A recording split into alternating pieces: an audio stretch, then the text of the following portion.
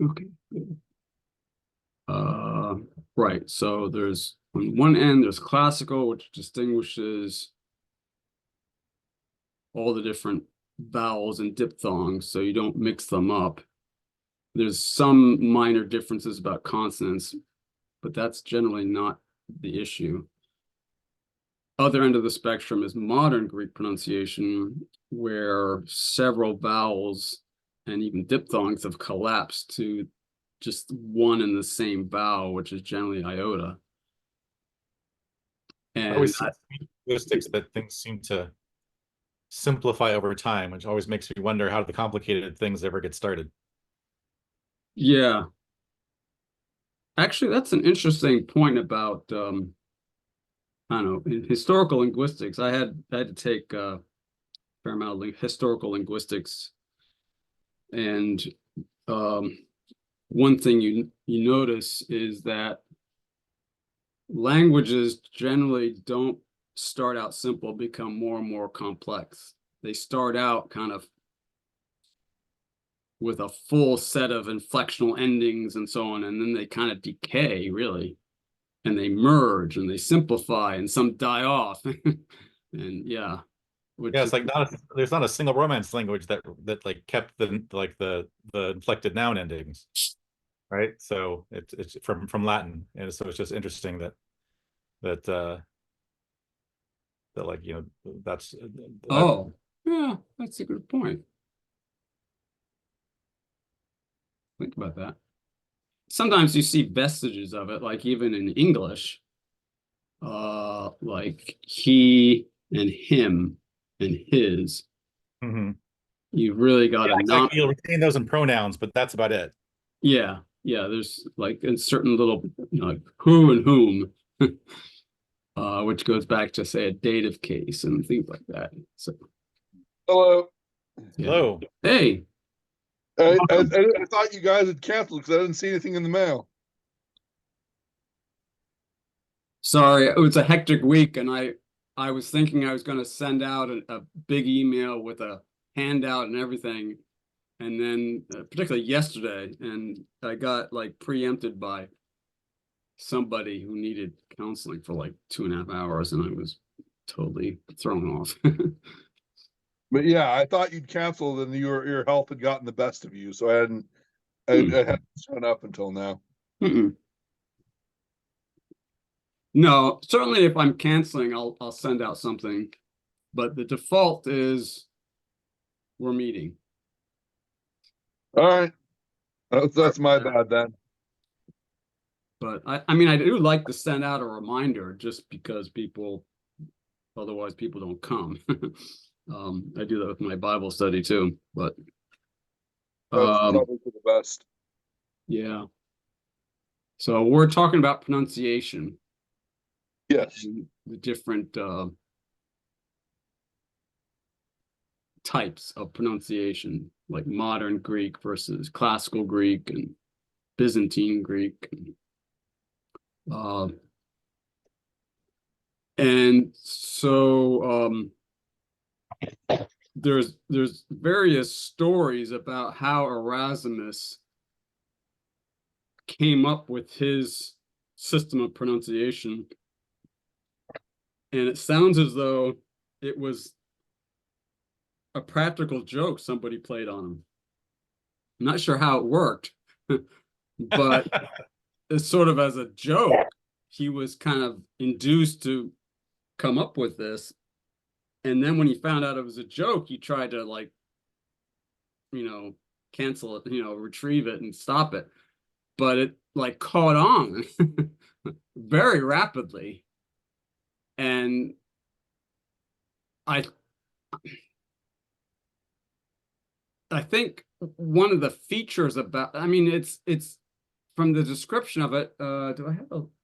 Well, I actually do have a. I did find a like a table of how it works, but it's it veers away from the modern pronunciation. It kind of leans more toward the classical, which makes sense because I think he was a classics scholar.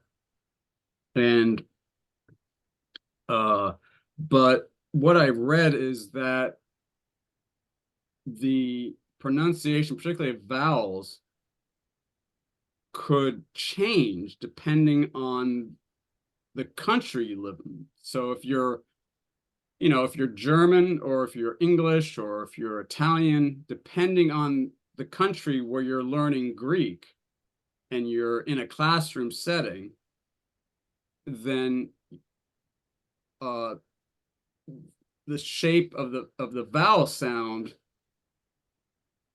could be changed to suit your particular native accent. So it wasn't really a stable single pronunciation.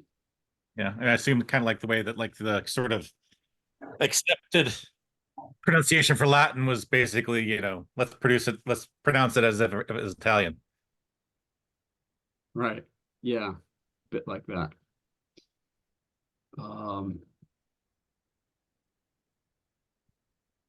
So it's interesting. Yeah, I mean, when I took Greek and all through well, I placed out of Greek, so I guess I didn't really have a lot of class time in seminary, but like at Cornell, when I took classical Greek, didn't even come up. Because I guess, that was sort of I mean, even with classical Greek, that's really a kind of reconstructed pronunciation as well. I mean, all of them, we're dealing with languages that are not pronounced anymore. They're dead languages, unless you can prove that they're the same as modern, and then you know what that sounds like. They use things like misspellings, like confusions between one word and another, to sort of, and then kind of statistically look at that enough to say, well, this is happening so often that clearly these two vowels are getting mixed up, and so they must sound the same. But that doesn't tell you everything you want to know.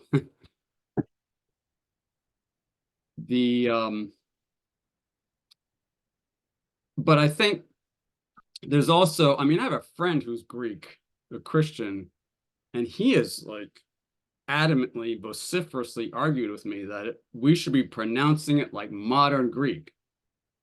And I say to him, yeah, Perry, but like, that's fine. Like, I detect a slight bias here because you're Greek and you know Greek, and you don't, and I'm like a historical linguist, and I'm concerned about how it was pronounced then, like how they pronounced it back in the ancient times. And besides that, I mean, learning the modern Greek pronunciation is confusing because there's so much ambiguity, because so many of the vowels sound the same. And but I mean, after all, originally the Greek alphabet used different symbols for these different vowels and diphthongs. So you wouldn't do that unless originally, back in the earlier time, there was a difference in how they sounded.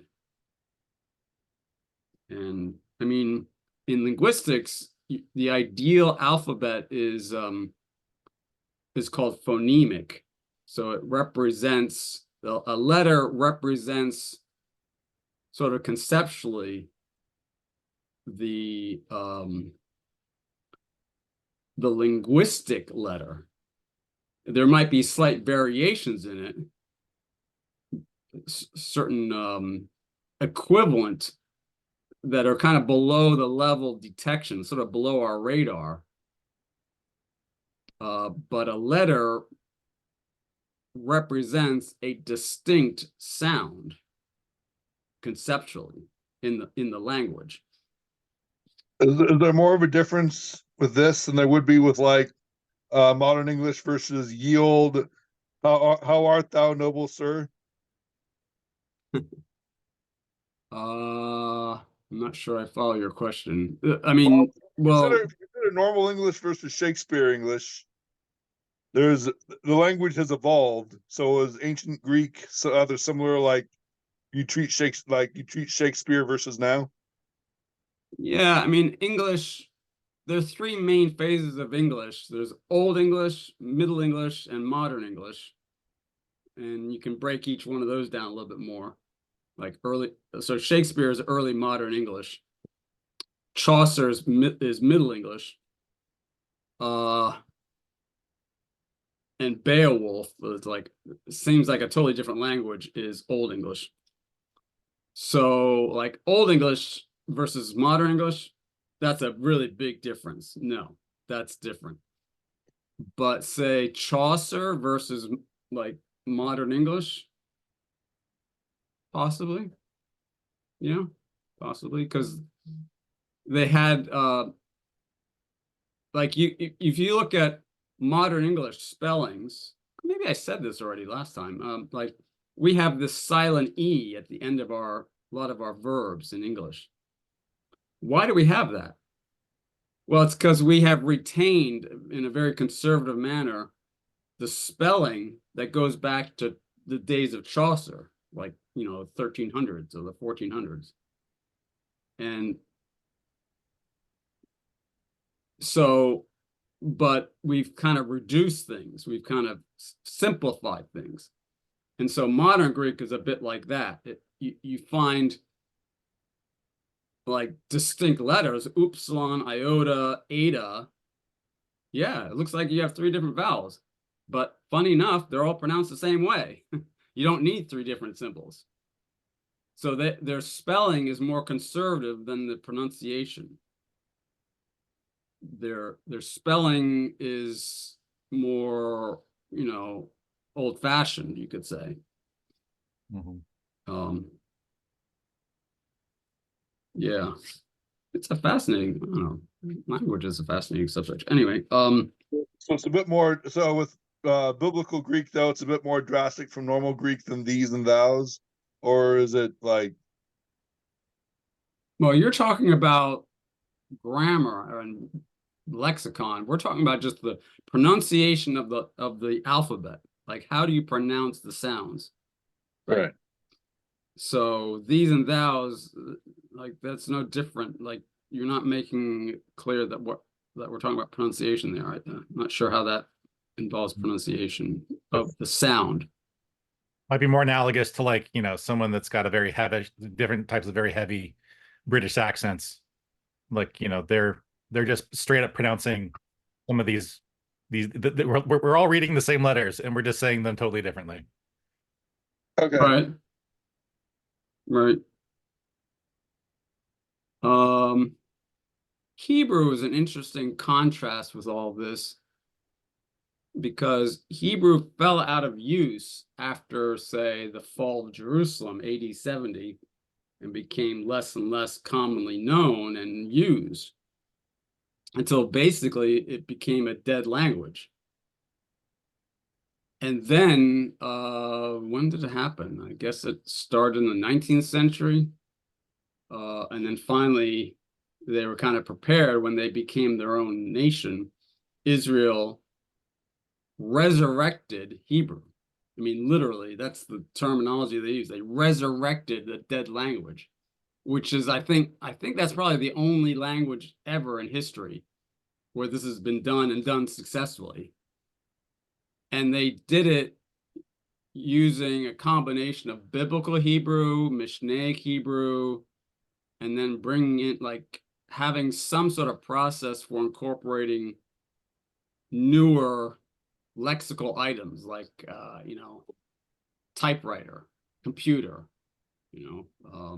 tank. um, so They are peculiar people. So if anyone's gonna do that sort of thing, yeah, they're their own people, that's for sure. And so what's interesting then about modern Hebrew is that it's like time was frozen. And you don't have 2,000 years of evolution of the language. Like Greek has been alive and used for 2,000 years, while Hebrew was like in a coffin in deep freeze.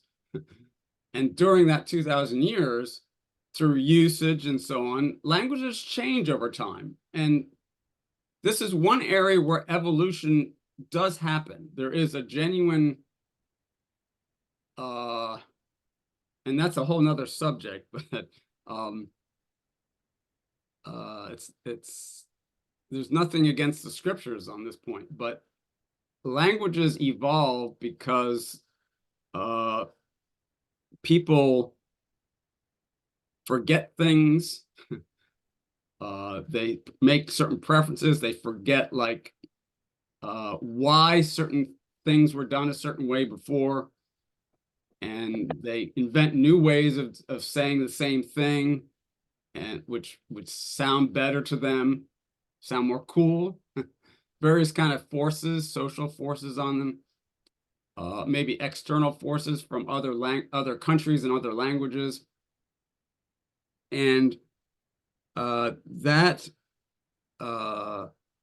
evolutionary process on Greek over 2,000 years led its pronunciation of vowels to really change a lot. And so modern Greek is quite different from classical Greek in its pronunciation. But when you go to Hebrew, the situation is a little different because they suddenly decide to resurrect Hebrew, like to reinvent it and bring it out of the deep freeze. And it's based, they did involve some Mishnaic Hebrew. I'm not sure why, but maybe that, there's only so much vocabulary. You need a lot of vocabulary, and there's only so much in the Bible. So I think that's where they probably had to resort to the Mishnah, kind of going to any of these earlier sources. Interesting, they didn't. Oh, well, the Dead Sea Scrolls didn't. I wonder if the Dead Sea Scrolls played that part. Anyway, so excuse me. Yeah, so ancient Hebrew, in a sense, suddenly became modern Hebrew without a lot of change, with no evolutionary process to modify it. And so modern Hebrew is pronounced pretty close to the way David would have spoken ancient Hebrew. In fact, modern Hebrew is probably closer to, say, David and Moses than to the Masoretic scribes who were, 1,000 years after David, or even later than that, 1,500 years. Because the Masoretic, that's not an accident. Hmm? That's probably not an accident. I can see the man upstairs orchestrating it just that way for a reason that will become evident shortly. Maybe so. And so there's a there was, in a sense, evolutionary change that happened from the time of, say, Moses and David and Samuel and so on, and the prophets, up until, say, the time of Christ in AD 70, when things came to a halt, screeching halt.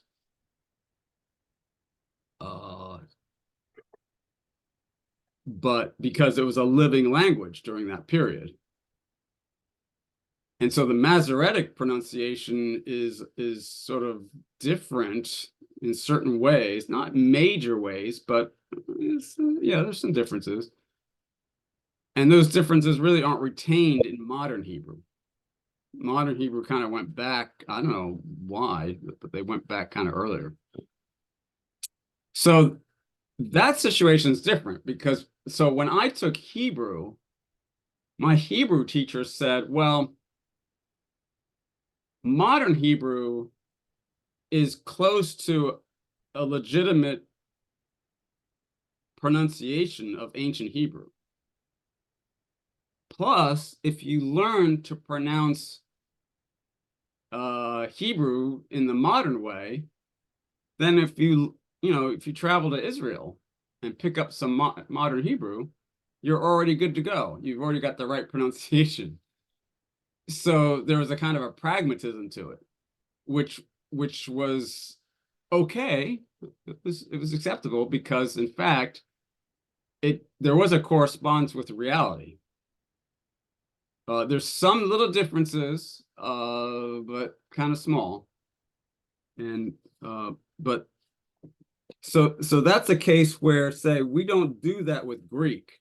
We don't sort of say, well, modern Greek is really close to Koine Greek or classical Greek, any of those ancient Greeks, and so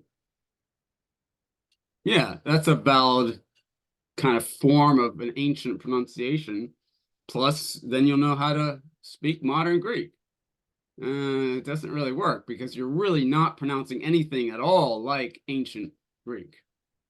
It's just totally different because there's been too much evolution over 2,000 years. Does that make sense? It's kind of complex, but I didn't expect to get into all that. Now, as far as English has evolved radically since in the last 1,000 years, and Greek has been evolving for at least 2.5 millennia since when we got it. It seems that it has not diverged quite as much as English has, or is that an incorrect impression? Like we don't even have the same letters as Old English.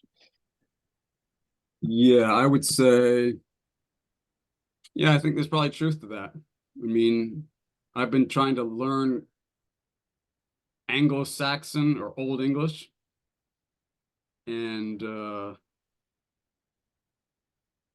yeah, it's like it's hope. I mean, it's a different language. It's not English. It's like, well, it is English, but I mean, not just in terms of pronunciation, but grammatical structures, like how you conjugate verbs, case endings, lexicon, pronunciation. Oof, it's just, yeah, it's more like learning another German language. It's like a form of German, in a sense. I mean, or German is a form of this Germanic family. I learned had a chance in grad school to take a course on ancient Gothic, which is the oldest attested Germanic language. And there was a translation of part of the New Testament, like John, I forget what else, into Gothic. And and there's a great textbook on it that you just walk through it, and it's not that hard in a sense if you just follow like our book. and it's funny because now that I'm trying to look at Old English, I'm looking at it thinking, well, gee, it looks just like Gothic. I mean, it's like a total. It's now see modern English. Yeah, modern English has been influenced by a lot of other things like French and Latin and the Norman invasion of England. So, yeah. Okay. Well, let's get to work here. Oh, I just want to mention a couple points about the alphabet in terms of its history. You might maybe you do. What's the earliest Greek culture or Greek civilization that you're aware of? Anybody? Alex, are you still there? Oh, you are. I would imagine earliest Greek. Something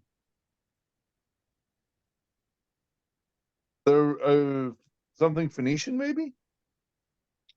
No, Phoenician is Mycen- Semitic. They're more like the Canaanites or like Hebrew. And Phoenician is a language that's very close to Hebrew. If you learn Hebrew, you can pick up Phoenician in a couple days. Mycenaean, I would say. There you go, Probably the earliest I'm aware of. Mycenaean. Yeah, the Mycenaeans were like around 1400 BC, kind of in the Bronze Age, and they had a writing system, but it was not the Greek alphabet, even though they spoke a dialect of Greek.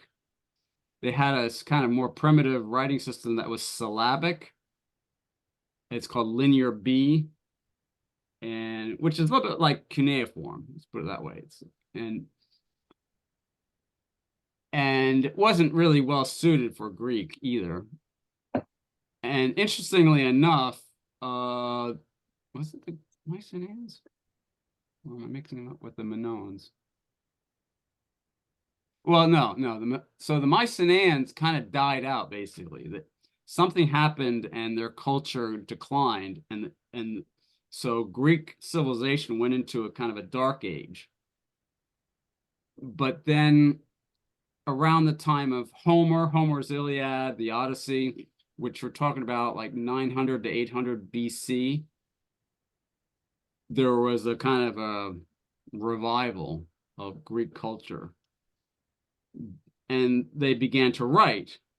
But at this point, they'd lost the Mycenaean way of writing. And what they did was they actually picked up this idea of an alphabet from the Phoenicians. So I guess you're close, Alex. The Phoenicians had, well, they hadn't really invented this alphabet that they used. I would say it came from, well, there's a whole history to that, but and sometimes it's disputed. But we are confident that people are confident that the Greeks picked up their alphabet from the Phoenicians, which is a bit weird because Phoenician is not Greek. It's not even an Indo-European language. It's a Semitic language. So it's like, it'd be like saying, I'm going to use the Hebrew alphabet to write Greek. And you go, what? But what they did was they kind of modified it a little bit. And in Phoenician, as in ancient Hebrew, they didn't actually have any symbols or markings for vowels. They just didn't need it because the structure of the language kind of is such that you can kind of infer the vowels, sort of. I never quite believed that, but but it worked. Well, it certainly doesn't work for Greek. Greek needed vowel symbols. On the other hand, in Phoenician, like in Hebrew, there are certain consonants called gutturals, which are not found in Greek. For example, aleph or het or hey or things like that. Yeah, what am I missing here? Okay, het. Not the emphatics that are okay. Hey, I said that already. I must be tired. So for example, Greek didn't need an aleph. Aleph in Phoenician is called a glottal stop. It's just this, you kind of like close the air off in your throat. And or Like, hey is like the noun chesed, this sort of rough sound in your throat. So the glottal stops were not something that the Greeks needed, but they did need vowels. So they appropriated the guttural letters like aleph to represent vowels in Greek. So in Greek, our first letter is, what's the first letter in the Greek alphabet? Somebody? Alpha. Alpha? Alpha. That actually corresponds to aleph in Phoenician or in Hebrew. Aleph, alpha, aleph, you can kind of hear it. It's the same thing. And in Greek, it's a vowel. It's the ah. It's like the a vowel. But not in Phoenician. In Phoenician, it was a consonant. Kind of bizarre. It looked similar. If I just focus on the small form, not the uppercase, but the lowercase. In Phoenician, in that Semitic early alphabet. In fact, the earlier you go, the more you see this particular phenomenon. That is, the letters look like little pictures, sort of pictographic. And aleph, what's an aleph in Phoenician or in Hebrew? It's an ox.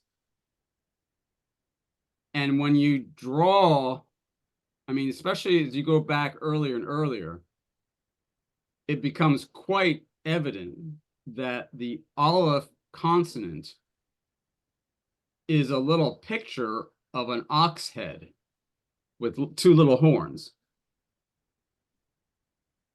And then it gets a little more stylized and abstract as time goes by.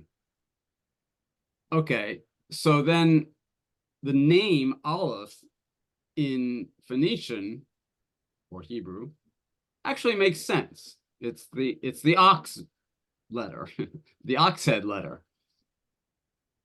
And it follows this what's called acrophonic principle. That is to say, the word Aleph for ox begins with the glottal stop sound, an Aleph.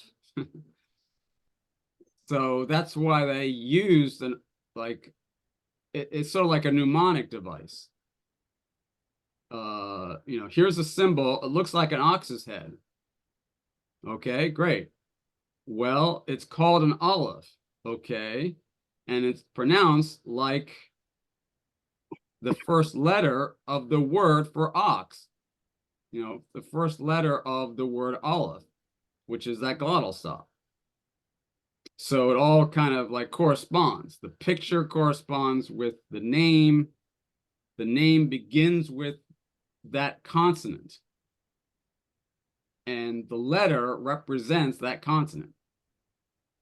So you can remember. Okay, so the Greeks just sort of borrow all that. But of course, they don't speak Phoenician or Hebrew or any Semitic language. And they don't know what Aleph means. But they learn, oh, that's what it's called? Okay, great, whatever. And so they just sort of translate that into Greek, and it becomes alpha. But it doesn't mean ox anymore. And there's sort of like a vestigial remnant of the picture. Like if you look at the, the Aleph has these two little prongs sticking out at the right. Those are the horns of the ox head. And the uppercase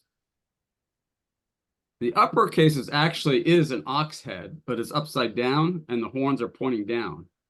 And the pointy part is his nose.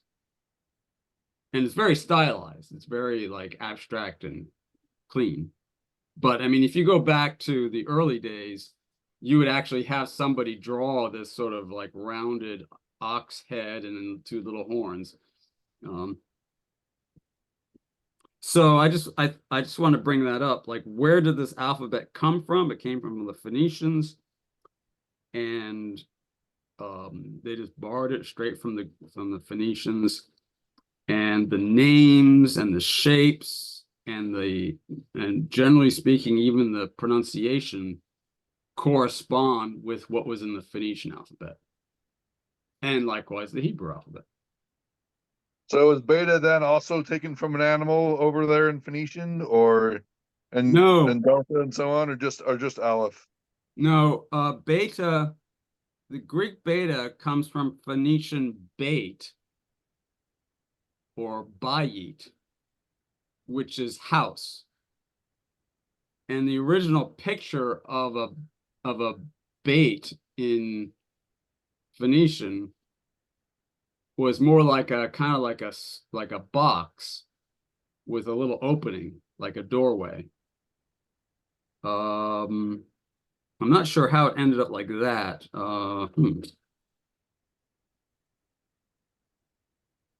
But it has some pretty different shapes, like the bait in Hebrew, and yeah. And then you get, Abba, father. Yeah, the ox, house, ox. How did that happen? Well, at that point, you kind of move to another level. Each linguistic level, like phonology is a certain level that's has its own context, and it's somewhat arbitrary, like the rules of that. And then, you use those symbols to form words. That's morphology. And then that takes you into shapes of words, and then you need to like have meaning, so that takes you into lexicon. So each layer in language, in a language conceptually, is its own layer, and they're not really related to each other. So Abba has nothing to do with, oxes and houses. Although I think back in ancient times, they sometimes did have their livestock, living in their house. But don't get me off the track here, guys. Okay. Time is flying by. Is it like? Yep. I hope I'm not boring you to death. Okay, so that was just one really. I just find that interesting, and there's been it's an area that you study, like if you're studying inscriptions or what's called epigraphy. I had to study Northwest Semitic epigraphy, where you're looking at like inscriptions of Phoenician on stone, or and you're trying to date them, like a Phoenician inscription from 1000 BC looks different from an inscription from 700 BC because the shapes of the letters has changed. And so you learn what's called paleography, and you could kind of date, you can date a text based on paleography. It might be a little iffy sometimes, but for a lot of it, it's pretty reliable. I mean, there's scholars. I remember, I can't imagine making a living doing that. Anyway, for the scholars who are like world class and they have a teaching position somewhere, and that's part of what you do, is like, great, yeah, but like, I'm not gonna, like, my expectations of finding a job where I do that all day is it's pretty low. Okay, sorry, that was a digression. All right, so let's do a little bit of exercising here of our abilities. Or let me pause. Alex, do you have any questions? Not on this level. I mean, That's Okay. what I started to get on. Like how does house ox turn into father? But No, you already went over that one. yeah, there's nothing, no connection at all. All right, well, let me kind of test you guys on alphabet.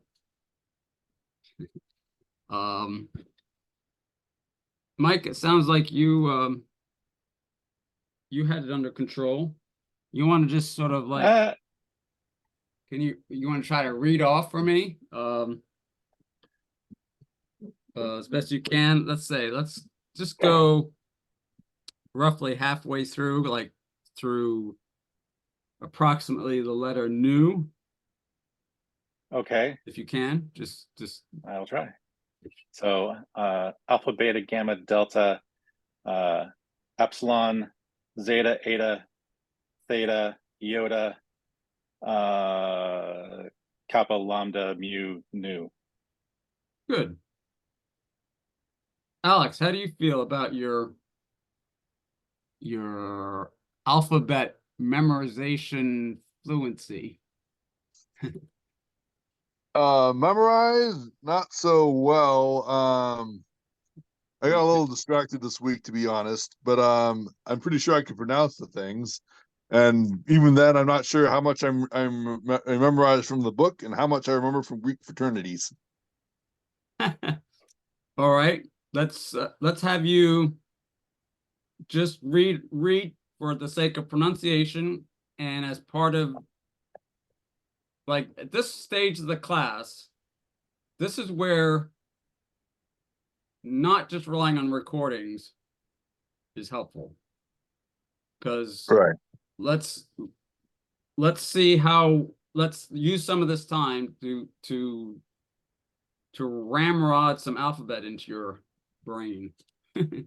Let's exercise each other a little bit. Let's like team studying.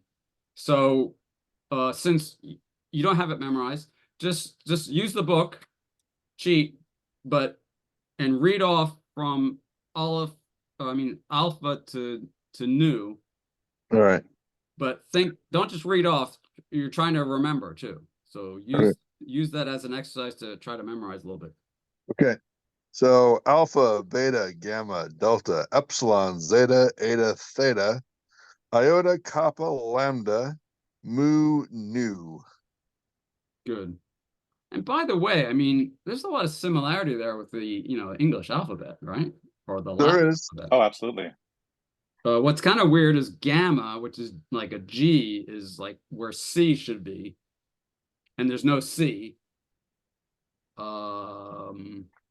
And then zeta, like that's like Z. Why isn't that at the end? But zeta, eta, theta is kind of helpful rhyming section there. And kappa, lambda, mu, nu. That's very, familiar to us.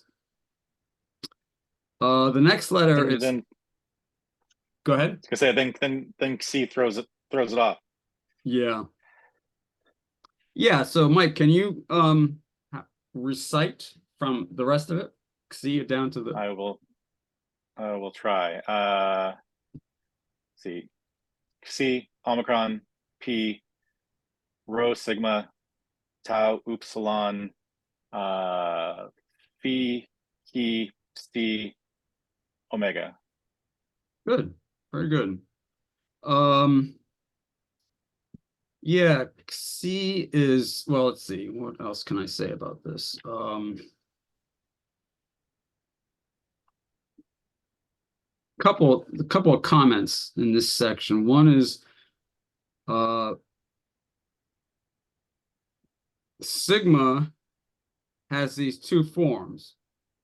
The the form on the right, which looks a little bit like an S, occurs only at the end of words. And the one on the left occurs only in the middle of words or the beginning. It's weird that happened in English too. Really? Oh yeah, like in ancient and like sort of Shakespearean time English, oftentimes you'd have like the S's that look like F's in the middle of the word, and then you'd only see what we think of as a modern S at the end of words. Right, right. Interesting. There's actually also a third form of sigma, which I almost forgot about, but I saw it in another one of my grammar books, which is what's called a lunar sigma, which occurs only at the end of a word, which just looks like a which way? It's like the letter C. It's like an open semicircle. Hmm. And you don't see it nowadays at all, but you might come across an older book. Like I do have an Apostolic Fathers edition somewhere around here where I noticed like, oh, that's weird. What is that? You know, it really threw me for a while. I don't know where that came from or why, but let's see. Yeah, and So C. just out of Mhm. out of curiosity, so like so Apostolic Fathers that are in Greek, those would be very much closer to biblical Koine Greek than classical. Yes, because they're just after the time of the New Testament. Like Clement, First Clement is one of the longer letters, and it's like actually I think some go as early as 90 AD, but I believe it's more like early second century. And so it's really the first generation of writings after the time of the apostles. And classical Greek would be more like 400, 500 BC.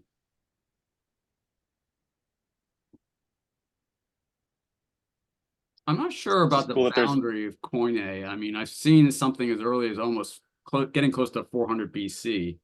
That seems a bit early to me. it's just kind of nice to know that there's sort of other things out there too that you can read with Koine besides just the New Testament. Right. Yeah, I mean, you're going to be able to read. This book is going to get you into reading Septuagint to start with. And then I think I'll try to throw in some Apostolic Fathers. You're probably familiar with Josephus, the historian, that too. And there are others, like non-Christian writers that are quite interesting, actually.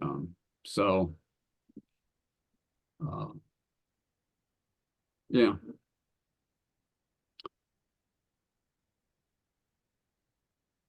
So the letter C is a bit odd. It represents like KS or X. And so just pronouncing that by itself, Xi is a bit weird, but that's what it is. And at first it can be quite, if you're handwriting it, it takes some practice to write that lowercase c, because it's sort of like 3 loops or like 2.5 loops. Rho is like our R, except ideally we're supposed to roll it or trill it, but that's not so important. It would be if it were in Spanish. But in Greek, it doesn't really make a difference as far as the meaning. Like, it's not as though some word, like in Spanish,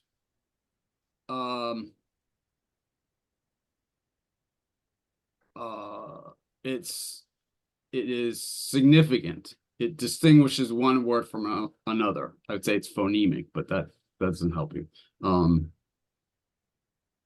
But in Greek, no. The only thing about it is that's kind of good to know is that when rho occurs at the beginning of a word, it's supposed to be aspirated.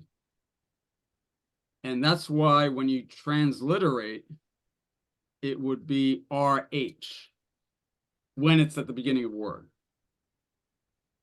And sometimes you come across a Greek edition of something and you'll see rho at the beginning of a word, and then there'll be a rough breathing mark on top of the rho.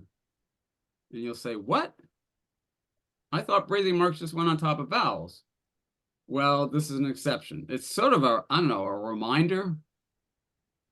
Kind of overkill. And I don't think it's always done anymore. It used to be done all the time. And what's the difference between when it comes up as chi and when it comes up as kai? Okay, don't mix up C with he. Don't say chi, because that's like an anglicized iota. Iota is pronounced I or E. Like a okay. So so you're asking the difference between C and key. So basically the old Christian fraternity used to be Chi Rho or Chi Rho. Okay. It was P over X. I saw that a lot. I saw that a lot as an ex-Catholic, you see. Okay, right. And have you ever Yeah. seen that P over X thing? It's supposed to be Christ. Yeah, the Cairo symbol from Oh, Constantine. right. Yeah, is that supposed to be CHR? I In think theory. It's usually written as CHIRHO. If you're gonna write it out in English, but it's just it's the whole like, people usually pronounce it like Greek fraternities, which is not, they would say, pi or chi instead of p or ki. Okay. So yeah, like I said, the fraternities are messing me up a little bit. Yeah. Yeah. So I went ki to or a Catholic chi college is, after all. It was Yeah, Lowell Marymount down in California. Okay. yeah. So the whole Cairo thing was supposed to be that it was the first two letters of the name of Christ, and Constantine saw it in the vision before he went to battle, and all Right. this sort of stuff. And so it's become sort of a Christian symbol ever since. Right. And I've seen that part of it. I've seen the symbolism from my Episcopalian church I grew up in, but of course don't mix up like C is pronounced like X, but then the consonant he, the Greek letter, looks sort of like an X, but it's not an X. So don't get all confused about that. Yeah. Well, there's a game that gets that confused and calls it a keyblade. Yeah, with the Greek letter key. Key. Mm. Key.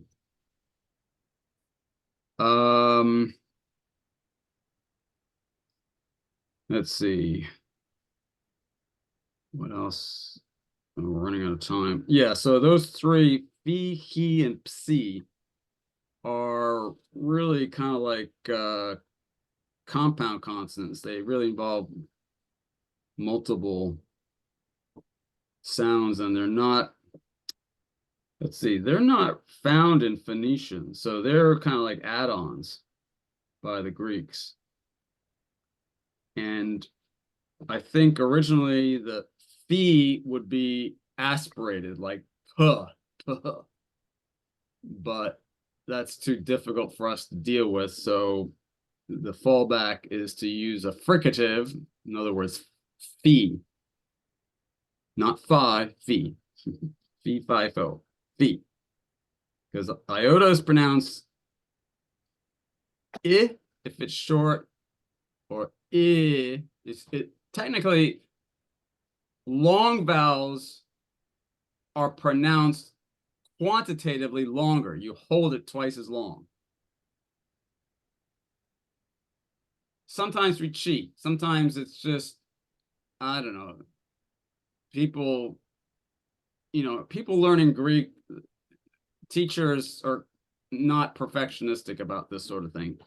So in fact, even in this book, the short form is P, as in pit, and the long iota is E as in police. So that's a qualitative difference. I, E, I, E. If it were just quantitative, it would be I, I. Now, and we have a little bit of difficulty perceiving and pronouncing quantitative differences in vowels. So that's like, if you're learning vocabulary, don't beat yourself over the head. Just do what works. And I'm sorry to take us down a rabbit hole here, but is it something like eta and omega are always long? That was going to be my next question. Which vowels are long always, and which ones are short always, and which can be either? So if I remember correctly, yeah. Alpha. So yeah, so it's that's either. Either. Alpha can be either long or short. Good. Epsilon. Always short. Short. Correct. Eta. Always long. Yes. Always long. Iota. Long or short. Long or short. Upsilon. Ooh, that's long or short. Maybe always long. I'm not sure about that one. That's long or short. Wait a minute. Yeah, long or short. And then omega. It's always long. Good.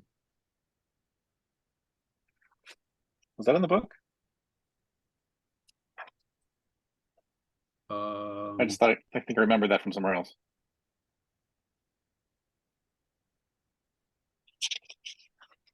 Yeah, section 3, page 2. Oh, okay. Oh, there.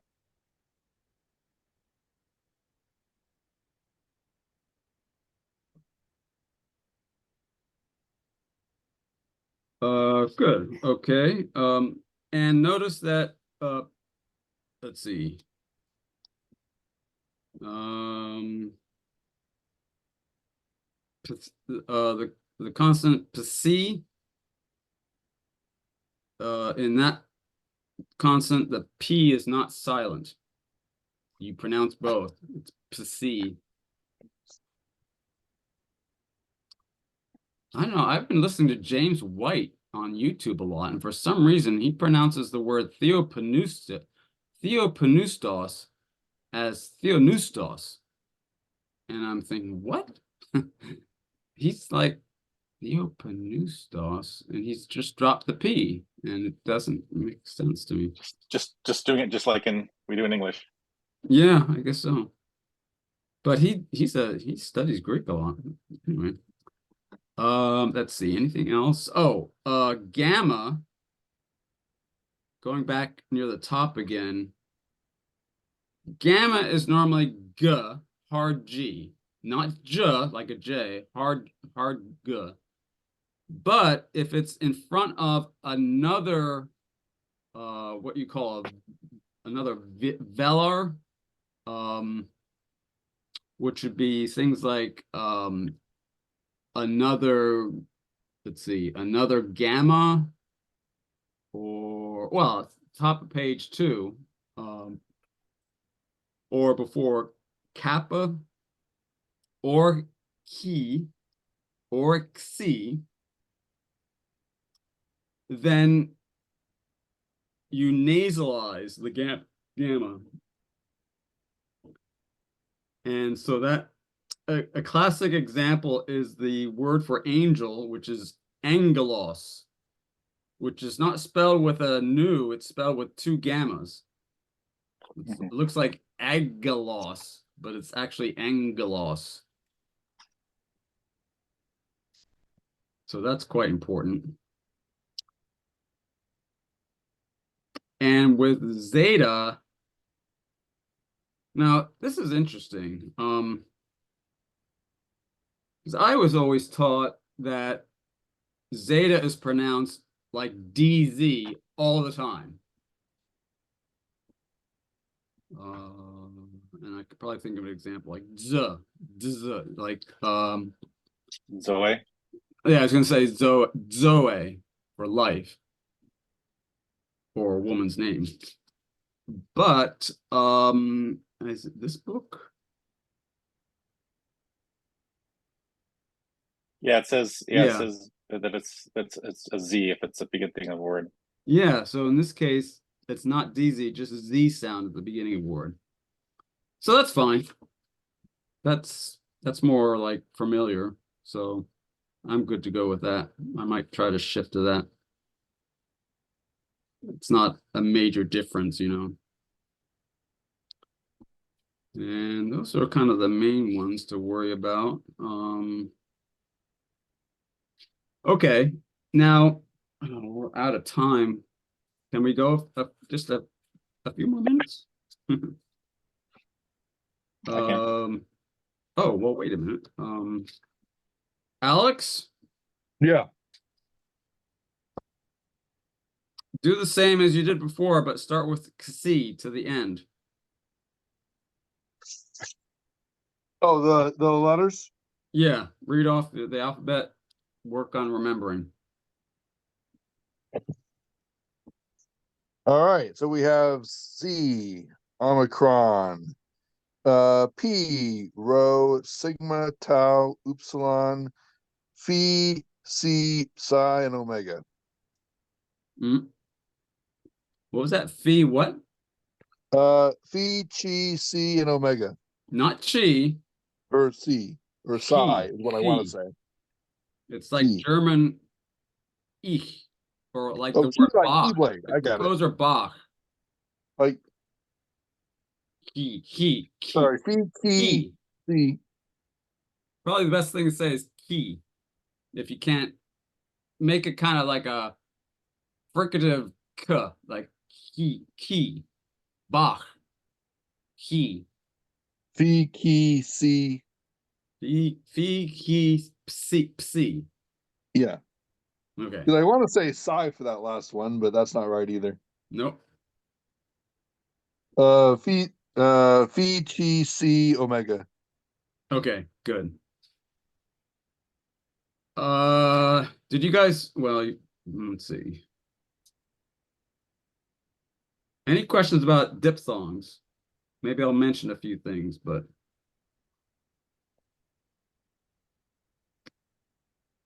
Nope. And so if you have two vowels that next to each other that aren't a diphthong, then that just means that you just pronounce the vowels separately, right? yes. Not sure what, yeah. Well, and diphthongs will have either as the second vowel iota or upsilon. So that helps. Also, oh, I forgot the name, like even when it's an like even an iota, if you want to like take, if you have two vowels that would normally form a diphthong, but in this particular case you don't want it to be a diphthong, then I was gonna say diaeresis. Is that the right? You put two dots, Yeah, I like an think so. umlaut, Mhm. over the iota. How did iota get to be translated into a very small object?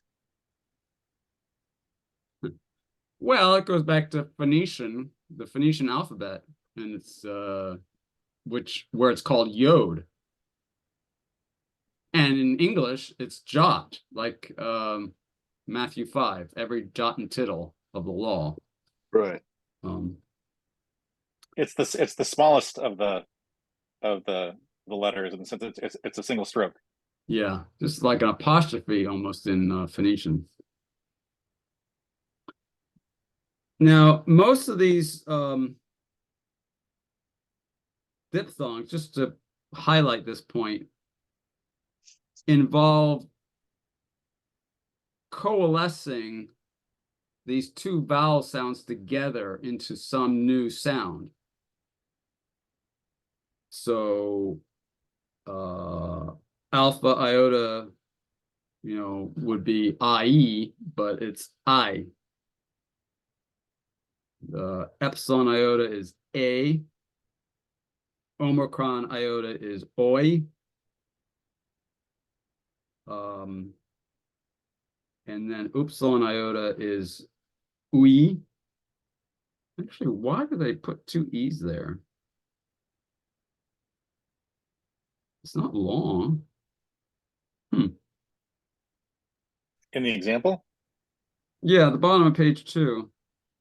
No, that's just because in English, that's the sound that it's that Oh, chunk of the word queen. right. Okay. Yeah. But you notice that the two vowels are kind of blended together, and that continues top of page 3. Alpha upsilon is ow. Omicron upsilon is oo. That's important to note that. That's actually not, that's similar to an upsilon sound. Upsilon is oo, oo, and this is oo. It's like flatter. It's and I don't really care. If you pronounce them the same, doesn't matter to me. But that's very common. The diphthong is more like English. The OU is it's more like English, and the upsilon's more like a French U. Yeah, exactly. We. Exactly.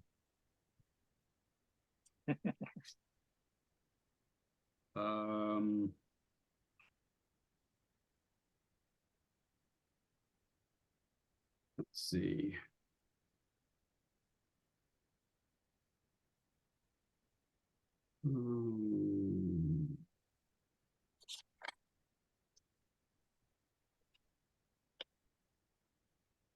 Right.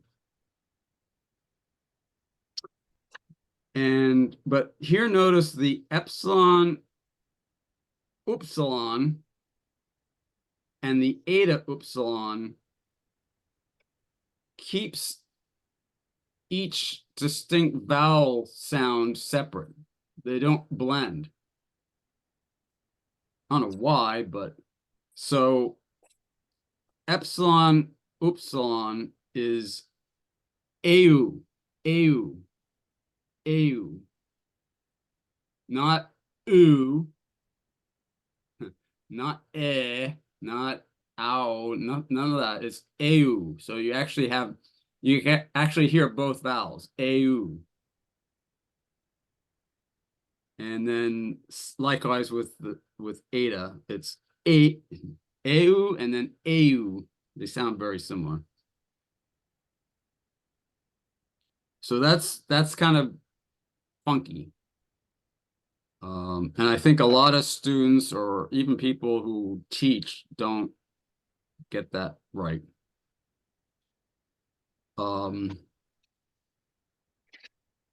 Okay, so these are all called proper diphthongs, and then as they say, there's these things called improper diphthongs, and there's this kind of weird retention of an old spelling practice that is kind of lost, called iota subscript, where certain long vowels, long alpha, eta, or omega, can have a little iota underneath, like under the middle of that vowel. Well, it depends on your font and your computer, and it looks like it's like he's got a goatee.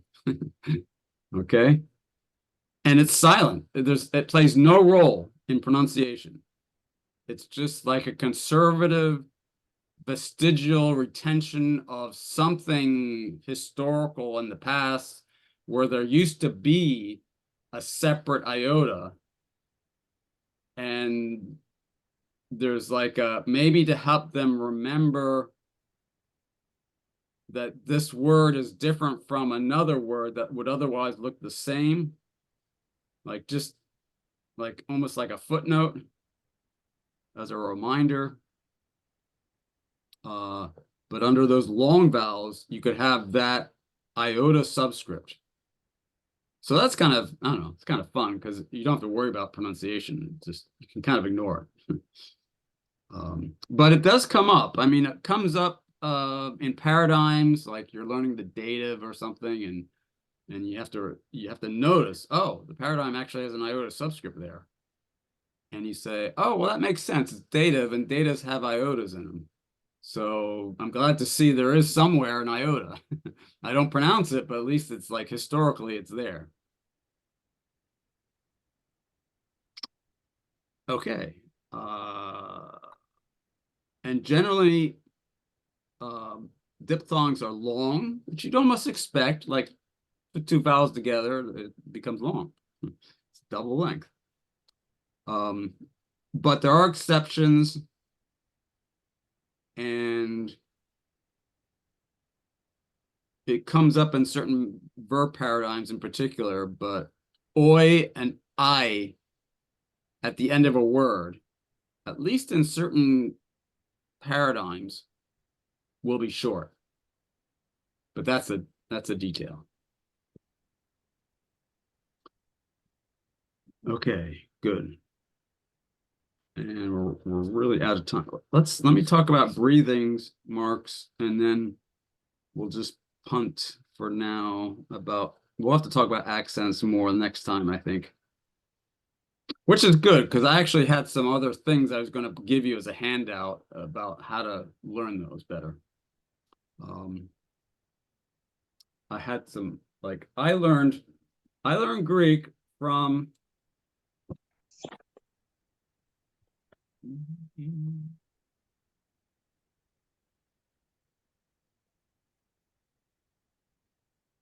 Greek, an intensive course. It's classical Greek. It's by two guys named Hansen and Quinn.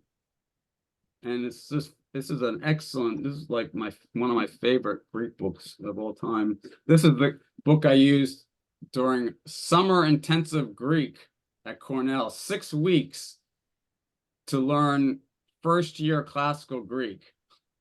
It was like, Wow. I forget how many hours of class, like 7 hours of class every day, 5 days a week, and then every other hour was just studying. Anyway, but it worked because then after I passed that, I was able to place out of Greek at seminary. So we'll talk about accents again. Oh, I'm still recording. This is a long recording. Oh, well. So breathing marks. So this is, of course, a very important facet of spelling.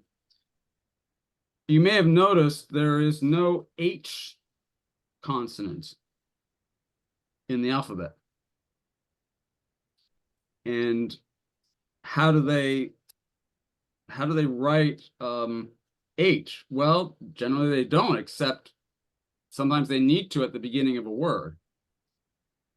And to do that, they have this mark that looks like an apostrophe that is written over the first letter, that is to say, vowel at the beginning of a word.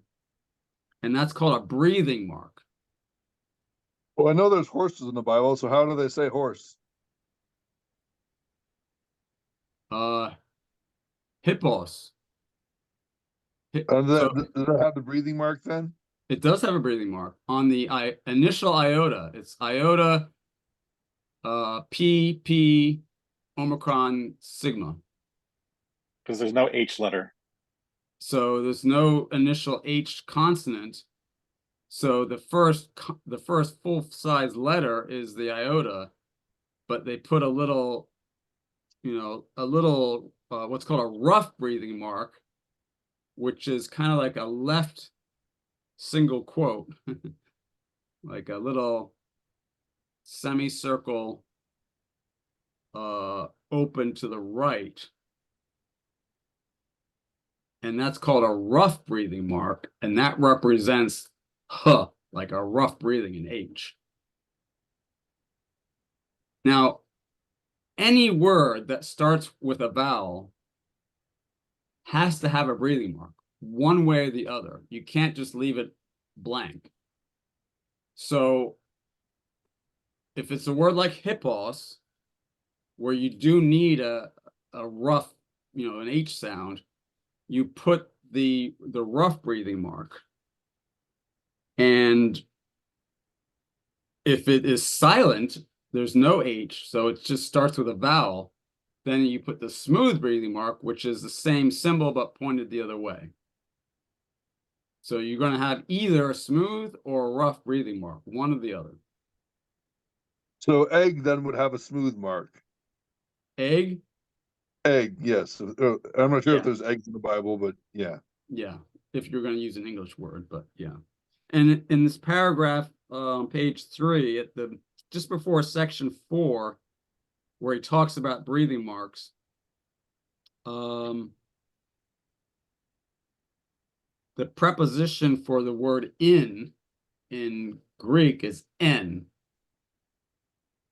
and thus I don't know if you can see where he says thus n is pronounced n, and you can see how he spelled n. It's epsilon with a smooth breathing mark and then nu.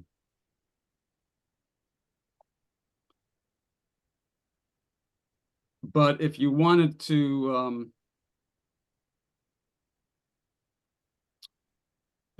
write the word for the number 1 in the neuter gender, that would be hen. So in that case, it's epsilon with a rough breathing mark followed by nu. The two are identical except for the breathing mark. And by the way, in modern Greek, they ignore this. So that's another problem. They don't write breathing marks in modern Greek. So if you're going to strictly follow modern Greek, like, you're going to have a hard time, because all the ancient Greek text editions follow this convention. And they have for centuries. I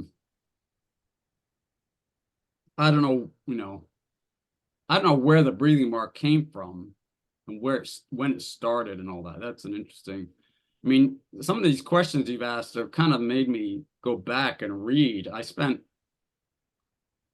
know how long I spent reading about the pronunciation systems in Erasmus, because I was thinking, why didn't somebody tell me when I sat in classical Greek which one I was learning?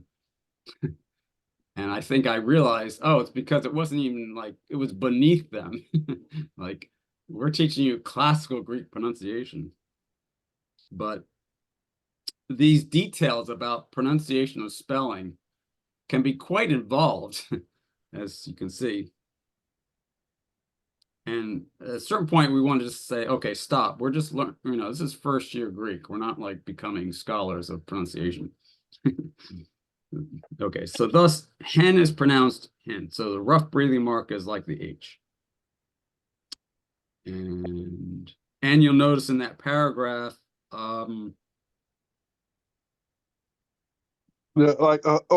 Hepistuan, that would have a rough breathing mark, wouldn't it? which word? Hepistuan, the believing ones.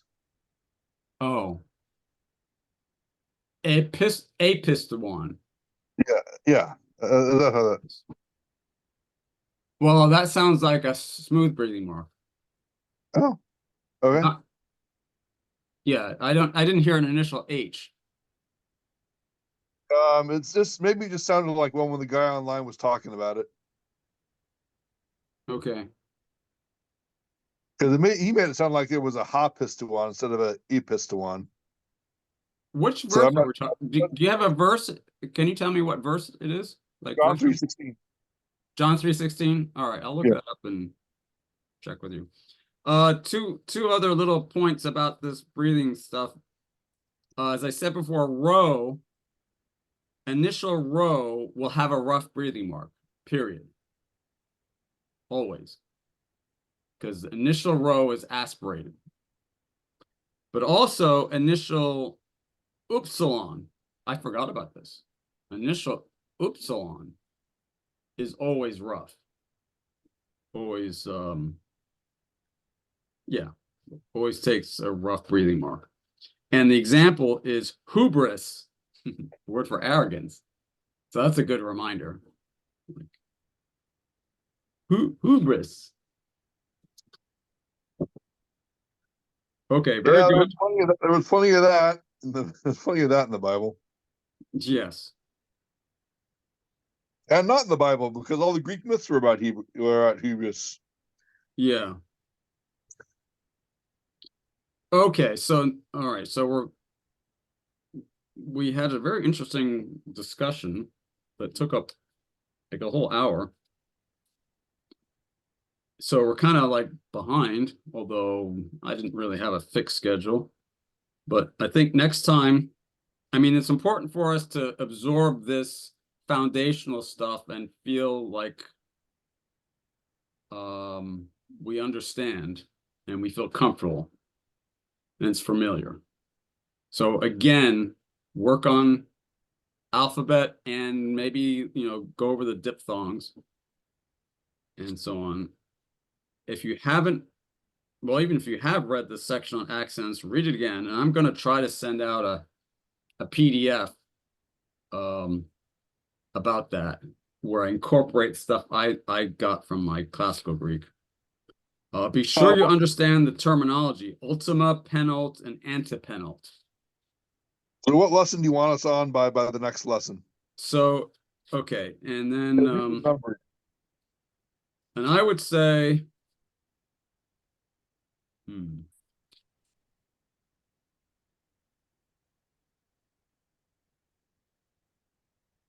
I think for next time, also, would it be too much to say read lesson 2? Don't do the exercises yet. But if you can start to work on just like learning the vocabulary and understanding the grammar about the present tense and the yeah, and that will dovetail with lesson 1 because there's section 13 on page 9 is about accenting the verbs. There's special rules for how you actually end up, where you actually put the accent on the verbs. And so we'll get into that. But the exit, so just to remind you, like how to study and learn a language like this, if I can just, offer my own approach, being, I don't know, kind of like a deductivistic, logical, mathematical type of guy. Don't jump to the exercises first. Read, reread, make sure and don't rush. If you're not following it, like take your time, reread it. Get to know by absorbing the content of the lesson. And if there are paradigms, you're going to have to memorize those one way or the other. If there's vocabulary, and there is, you're going to have to memorize that. There's no getting around it. So that's what you need to do. And there are a lot of different ways to do that. That's sort of a detail in my mind. Yeah. But don't jump to the exercises and try to use the exercises to help you memorize. What you're going to do is you're going to memorize and learn and like internalize all that. And then you're going to use the exercises for yourself in a sense to like expose what's missing, like where you didn't memorize well enough. Is like testing yourself. It's a way of consolidating. It's not a way of just initial breakthrough. It's a way of like pulling it all together. So when you're done, so the idea is ideally, especially these practice sentences, you're not going to look up anything. You're going to sit there and just read it because you know the vocabulary and you know the grammar. And you're going to like, and if necessary to make yourself internalize syntax and the feel of it, you might read and reread the same sentence once or twice just to get into it, just to kind of like get the flow, like feel like you're part of Greek. But you don't want to be like, if you find yourself somewhere in the course at a point where you're saying, okay, I got to work on these exercises, and you kind of trudge through them, but you're looking up like 2 words out of every sentence, that's kind of like a warning sign that you're not, you're kind of falling behind or something. Like you're not able, like it's becoming difficult to do that initial study work to prep for the exercises. So that's kind of a high standard, but that works. I know that works because that's what I did, and I got A's. Anyway, okay, so we took a whole extra half hour. Sorry about that. And I was so tired. I wondered how I was going to get through this. Any questions? Not yet. Okay. Nope. I guess Greek gives you energy. What was that? It's all Greek to me anyway. So I guess Greek gives you energy, Scobie. You thought we were tired, know. but like you got talking about Greek, and you're like, Charges me up. I can do this for I'm do this ready for to go. hours. Yep. I love teaching languages, I guess. All right, let's close in a word of prayer. All right. Heavenly Father, Lord, thank you again for the interesting discussion and interesting topics we were able to cover today, and the ground we did cover, and pray that you would bless it to them for understanding and confidence as we move ahead and begin to turn the corner where we're going to be absorbing vocabulary, paradigms, doing exercises, and just marching forward. And we ask your blessing on our labors, Lord. I pray that you might give these guys time, free them from too much responsibility, too many chores and tasks that can so easily divert us from more important things on a spiritual level. If it be your will, Lord. And so we ask that you might prosper the labor of our hands. And we commit this to you again. Thank you in Christ's name. Amen. Amen. Oh, Thank you so much, Amen. Scobie. Thank you. Thank you. Let's stop the recording. All right. And